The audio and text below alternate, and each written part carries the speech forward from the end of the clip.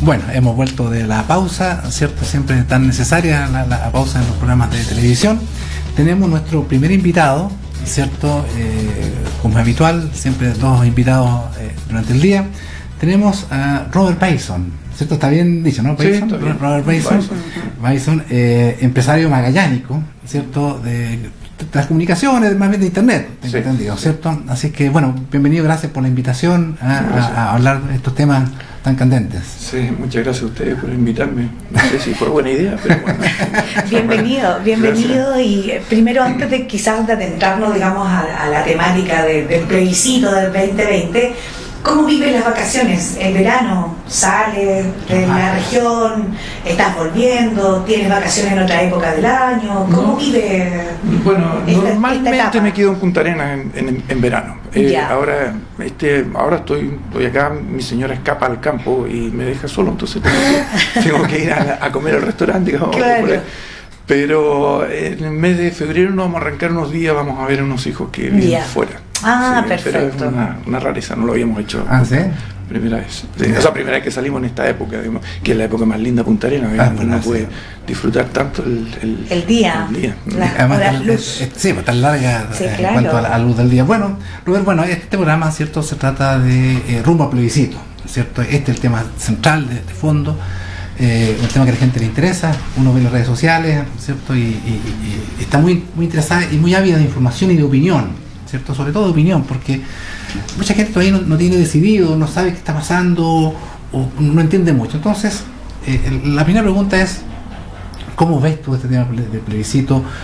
¿Fue necesario, no fue necesario? En fin, ¿cómo ves primero el tema del plebiscito de abril? Bueno, yo primero haría un alcance para qué sirve una constitución. ¿Ya? La constitución está diseñada, hecha para controlar el poder de los políticos, y que es controlar el Estado y a través del Estado los políticos, porque el que maneja el Estado son los políticos.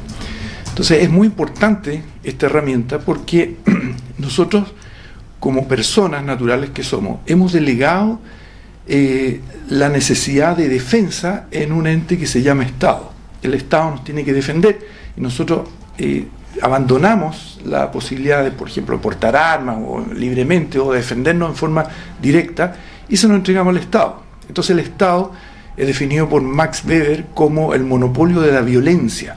El Estado nos puede obligar a nosotros a hacer cosas que no haríamos en forma voluntaria, y si no le hacemos caso nos podemos ir presos. Hasta hace unos años hasta nos podía matar, pero hoy en día por suerte no es así, pero sí nos puede multar, nos puede meter preso y nos puede hacer la vida muy difícil. Entonces es muy importante que la Constitución sea un freno para este poder, que no avance sobre nosotros y nos avasalle y nos hunda. Entonces en ese sentido es sumamente importante esta herramienta, que a veces no se entiende bien y piensan que es al revés, que es para dar cosas a las personas. No es para eso, es para impedir que los políticos avancen sobre nosotros. Entonces este cambio, eso por una parte. Ahora yo pienso que plantear el cambio de una constitución, que ya hemos tenido varias en el país, pero esta ha durado, ¿cuánto? 30 o 40 años. 40 años, ¿verdad? Que ha sufrido hartas modificaciones, coincide con el periodo más exitoso que hemos tenido como país. Yo no soy movilista en cuanto a la Constitución, yo pienso que hay cosas que hay que cambiar. Por ejemplo, pienso que hay que aumentar los controles para que los políticos no tengan tanta autonomía. Por ejemplo, que se puedan poner los sueldos que ellos consideren adecuados, porque tienen los sueldos más son los políticos más caros del mundo, ganan harto más que los de Estados Unidos, que es el país más rico del mundo. Entonces, ¿cómo es posible, digamos, que esta gente tenga tanta libertad como para fijarse unos sueldos fabulosos? Ahora me acabo de enterar hoy día que tienen más vacaciones que el promedio de Chile. O sea, debería haber una contención sobre eso, debería aplicárseles las leyes laborales que ellos mismos dictan a ellos mismos, o sea, por lo menos tengan la misma cantidad de vacaciones que el resto de los chilenos. Eso por una parte. Después también pienso yo que hay otros controles que se podrían hacer al Estado. Por ejemplo, cuando una familia no le alcanza la plata, ¿qué es lo que hace? Bueno, redistribuye su presupuesto. En fin, si voy de vacaciones, tomo las providencias previas, ahorro algo de plata, no sé, redistribuyo mi presupuesto. Pero los políticos no lo hacen, o sea, gastan más de la cuenta, y como gastan más, sencillamente hacen dos cosas: o aumentan los impuestos o se endeudan. Ambas cosas yo creo que deberían controlarse. O sea, no puede ser que los estados tengan el chip libre para poder subir los impuestos sin límite. O sea, debería establecerse alguna relación con el PIB nacional, no sé, al máximo un porcentaje, algo. Y por otra parte, tampoco endeudarse. O sea, no es justo que un gobierno se endeude para entregar grandes obras o exhibirse ante sus electores y comprometa los recursos del Estado para todos los próximos periodos. Y hay algunos tan descarados que incluso han endeudado sus países, no estoy hablando de Chile, hay otros que están mucho más endeudados, hasta las generaciones siguientes, o sea, han de que pagar los hijos y los nietos, una deuda increíble. Entonces pienso yo que hay cambios que hay que hacer a la Constitución para poder controlar más a los políticos y el poder que tienen. No para aumentarlos, como lamentablemente parece que hay alguna idea por ahí dando vuelta. Ahora, cambiarlo, sobre todo cambiarlo desde cero, digamos, tirar a la basura, me parece tremendamente injusto, porque creo que con todos los defectos que tiene, yo creo que todos nosotros tenemos alguna sugerencia, algún cambio que hacerlo. Con todo, ha cubierto con un marco jurídico el periodo más exitoso de la historia de este país, donde más ha crecido el producto, más ha bajado la pobreza e incluso también ha disminuido la desigualdad que tanto se habla. Ha aumentado la esperanza de vida, ha aumentado la escolaridad. En fin, no hay ningún indicador que normalmente se utilice para medir el éxito de un país que sea mejor que este. Obviamente hay problemas que se siguen manteniendo, pero son problemas que tienen que ver con estoy hablando demasiado, me parece. Son problemas que tienen que ver con las políticas públicas. Hoy día veía un pequeño video de una persona, de un político, digamos, yo no me fío de ningún político, pero bueno, este era un político que me pareció apropiado su análisis, y él decía: si dividimos el gasto público en el número de familias que hay en Chile, suponiendo que son 4 personas por familia, le tocaría a cada uno $1.000.000 al mes. Claro. Eso da una idea de lo mal aplicado que está el gasto público. La distribución, la desigualdad que existe. El mal uso que hay de los recursos públicos. Yo hice algunos estudios puntuales de cosas que hay aquí alrededor, y por ejemplo me llamó la atención hace poco que el CORE, hice una columna sobre eso, autorizó 3.500 millones de pesos, me parece recordar una cifra así, para hacer 2 plazas públicas, una en Río Verde y la otra en Villa O'Higgins, me parece. Sí. O sea, yo busqué en el censo, qué sé yo, los datos del INE, y no se registraba ningún habitante urbano. No existe nadie viviendo en el área urbana.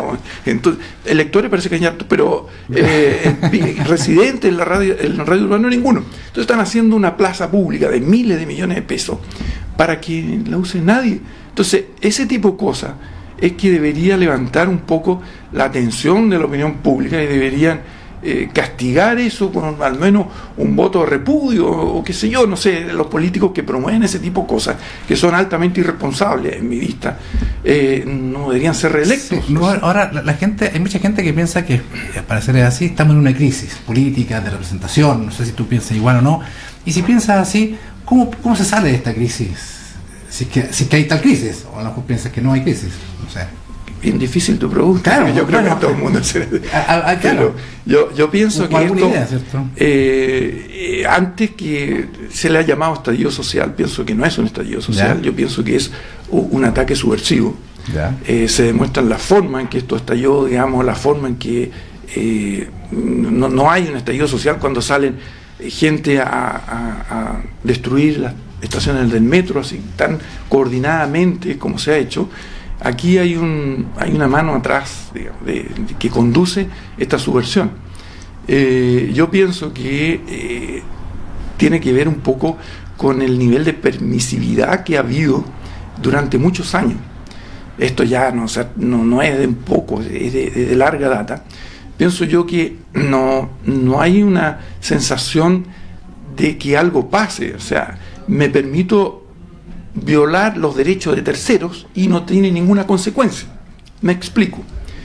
Se toman un colegio, a veces grupos minoritarios, pero aunque fueran mayoritarios, bastaría con que le impidan a un alumno que vaya a clase y cumpla con su deber de estudiar o su derecho de aprender, y es un acto violento, y eso lo hemos visto desde hace mucho tiempo.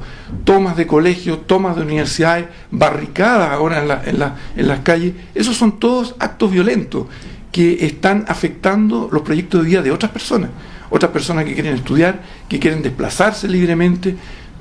Yo entiendo que todos podamos tener una visión distinta, opiniones diferentes, pero esas cosas se discuten a través de un proceso democrático, y yo tendré que convencer a los demás que mis ideas son mejores. Bueno, y si no los convenzo, bueno, tengo que aceptar y esperaré a la mayoría, esperaré a la próxima. Claro. Pero no voy a salir con barricadas, decir, bueno, ¿cómo es posible que no pongan un límite al gasto público, y hacer una barricada y hacer quemar neumáticos o impedir que gente vaya a estudiar? Sí, me parece terriblemente violento, y eso se ha permitido. Es decir, se ha permitido que la gente se violente contra terceros sin ninguna consecuencia, y eso es lo que estamos viendo ahora. Así es. Pero es parte también, ¿cierto?, de las libertades, ¿cierto?, que hoy día podemos tener, de acuerdo, ¿no?, digamos, y los mecanismos y las formas de cómo se lleven a cabo, pero parte del enojo de las personas tiene que ver con la violencia que sufrimos permanentemente. Somos violentados permanentemente. Las mujeres sufrimos una violencia estructural permanentemente. Y hablábamos también con Hernán en algún momento, quizás la responsabilidad también estuvo en nosotras, ya en dejar y descansar en que otros decidieran, y no estar ni controlando, ni fiscalizando, ni exigiendo, sino que si había un candidato o candidata que me representara, votaba por esa persona, y si no, simplemente no votaba porque no era mi representatividad, ¿ya? Y quizás esa fue responsabilidad nuestra, de dejar, ¿cierto?, en manos de otros todas estas decisiones, digamos, de problemas de país. Pero te quería hacer una pregunta, digamos, en tu opinión. ¿Tú crees que hoy día, porque tú me señalas que había que modificarla con la Constitución, no cambiarla de cero, ¿cierto? Pero en esa modificación, ¿qué cambiarías puntualmente, digamos, para definirla? ¿O qué hay hoy día, digamos, que tú dices, esto sí o sí hay que cambiarlo? No sé, por ejemplo, que sea un Estado más con un rol social que subsidiario, por ejemplo, que tenga ese rol. Yo pienso que los cambios que yo le haría serían los que ya mencioné anteriormente, que creo que ahí hay algo. También pienso que habría que ir hacia un Estado más federal. Pienso que mientras más poder concentre un Estado central, más grande es el poder. Por lo tanto, lo ideal sería dividirlo. Ojalá que el poder central se pudiera dividir entre las regiones, y cada una de las regiones pudiera tener un cierto grado de libertad para establecer sus propios impuestos, por ejemplo. Cada región debería competir con otras para ofrecer las mejores condiciones de vida. Entonces, deberíamos ir hacia mayores grados de autonomía de las regiones. Y en esa línea, un sistema parlamentario ¿te parece o no? Porque también de una forma desconcentra el poder central, o también un poder presidencialista fuerte. No, yo pienso que mientras más se divida el poder y se achique el poder, es mejor para las personas. Hay más controles. Hay más controles que se controlan entre sí, claro, y que se acumule menos poder. Mientras más grande es el poder que yo hago, más grande el Estado, menos son mis libertades, menos espacio tengo yo para moverme. La libertad de las personas tiene que ver con el tamaño del Estado. Mientras más grande el Estado, menor el grado de autonomía que tienen los individuos. Claro, y entre más libertad, hay más creatividad, digamos. La creatividad en todo ámbito, económica, cultural, social, se produce en libertad. Claro, además, es una cuestión ética. O sea, somos seres humanos, tenemos el poder, el libre albedrío, nacimos libres. Sí. Nosotros tenemos que tener el espacio como para poder ejercer nuestra libertad. Y algunos la ejercerán incluso de mala forma, pero es su derecho. Cada uno tiene su derecho de buscar la felicidad, decían los padres, fundadores de Estados Unidos. Sí, ahora, entonces, a veces de repente dice la Sí. gente, o trata de influir, o trata de controlar la vida de los demás, incluso en aspectos tan críticos como el consumo de drogas, por ejemplo, que yo no voy a promover eso, pero si alguien quiere consumir drogas, ok, está en su derecho, o sea, no yo lo voy a impedir, o andar con un cinturón de seguridad en el auto, si el único que puede afectarse es la propia persona que lo usa o no lo usa, creo que ahí no tiene un rol el Estado. El rol del Estado es cuidar que no hagas daño a un tercero, pero no el rol del Estado, no es un papá para mí, que viene a cuidar tu vida, a decir como tú tienes que vivir y no comer ciertas cosas, o no echarle sal o menos sal. Cosas. Yo creo que esa es una decisión que tiene que tomar cada uno, esa es nuestra aventura de la vida, digamos, hay cosas buenas y cosas malas que tenemos, pero cada uno asume sus propias consecuencias. Y también, digamos, rumbo al plebiscito 2020, ¿cierto? Como se denomina además este programa, está en la libertad la persona, ¿cierto? Ese día el ciudadano, la ciudadana, de decidir el rechazo o el apruebo de una nueva constitución y de cuál es el mecanismo por el cual, digamos, ellos consideran que es el mejor, ya sea convención mixta o sea convención constituyente. Ya. Sí, bueno, quedan 3 minutitos, digamos, para responder, y al final la pregunta que está más, disculpa, Vilma, porque todo esto pasa tan rápido, lo que te decía Vilma, y después, si tú puedes dar tu como mensaje final, acepto, rechazo, ¿qué le dirás a la gente? Yo desconfío profundamente en el cambio de constitución a tabla cero, como se está proponiendo, con aprobación. ¿Por qué? Porque esto nació de sectores de más izquierda que lo que quieren es un control absoluto del Estado sobre el individuo, que es el modelo que hay en Venezuela o que han impuesto en otros países. No creo que 160 personas de una comisión vayan a ser capaces de elaborar un instrumento jurídico de tan complejidad como una constitución en un plazo de un año. Claro. Bastaría con, imagínense que esos 160 personas cada uno exponga sus ideas uno por uno. Van a pasar meses hasta que den la primera vuelta, digamos. Entonces, es que así de complejo va a ser. Claro, y mientras tanto, ¿qué va a pasar? Nadie va a invertir en este país porque la propiedad está cuestionada. Si no hay inversión, no hay trabajo. Si no hay trabajo, hay pobreza. O sea, hay una cuestión práctica que este país se va a ir a una situación económica extremadamente compleja si entramos en ese proceso sin ninguna conducción o seguridad de qué va a pasar al final. Perfecto. Y ahí una última pregunta. Si se aprobara una nueva constitución, ¿cuál crees tú que sería el mecanismo? ¿Convención mixta o convención constituyente, en tu opinión? Tengo mis dudas. Ya. Tengo mis dudas, no te sabría qué decir. O sea, yo voy a votar que rechazo, digamos, claro. Lo tengo muy claro. Ahora, sí, ante ese desastre, digamos, que o lo hagan a mitad los políticos que hay, que de los cuales no confío en absoluto, o a mitad de gente que hay que escoger. Ahora, ¿con qué mecanismo se va a escoger? También tengo mis dudas. Entonces, no te podría decir cuál de las dos opciones las preferiría yo en este momento. Perfecto. Bueno, estamos cerrando este bloque. Muchas gracias. Esperamos tenerte en otro. El programa que todavía sigue en febrero, así que esperamos tener otra oportunidad para conversar. Sería bastante bueno. Fuiste buen comunicador, así que no comunicaste muy bien. Sí, terminó. Sí, ves que pasa muy rápido. Así que gracias por la invitación.